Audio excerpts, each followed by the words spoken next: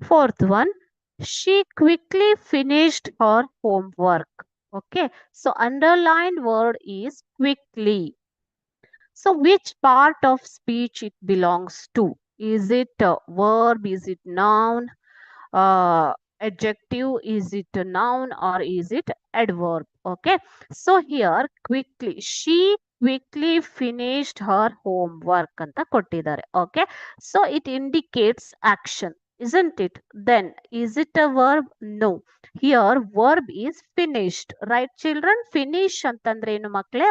ಮುಗಿಸಿದಳು, homework ಅನ್ನ ಮುಗಿಸಿದಳು ಅನ್ನೋವಂಥದ್ದು. So finish ಅನ್ನೋದು verb ಆಗತ್ತೆ ಇಲ್ಲಿ. ಹಾಗಾದರೆ ವಾಟ್ ಈಸ್ ಕ್ವಿಕ್ಲಿ? ಸೊ ಈ ಕ್ವಿಕ್ಲಿ ಅನ್ನೋದನ್ನ, ಅವಳು ಹೋಮ್ ವರ್ಕ್ ಅನ್ನ ಹೇಗೆ ಮುಗಿಸಿದಳು? ಅವಳು ಹೋಮ್ ವರ್ಕ್ ಅನ್ನ ಕ್ವಿಕ್ ಆಗಿ, ತುಂಬಾ ಬೇಗ ಮುಗಿಸಿದ್ಲು.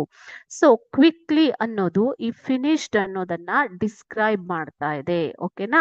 So quickly describes verb here, describes verb or gives more information about verb. Okay children, so anything, any word which gives more information about the verb or describes the verb is called as adverb. So quickly is adverb.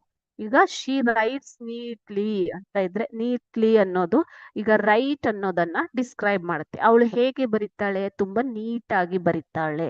ಇಲ್ಲಿ ತುಂಬಾ ಬೇಗ finish ಮಾಡಿದಾಳೆ. ಈ ತರ ಕ್ರಿಯಾಪದವನ್ನ ವರ್ಣಿಸುವ ಪದಗಳನ್ನ ನಾವು ಏನಂತ ಕರಿತೀವಿ?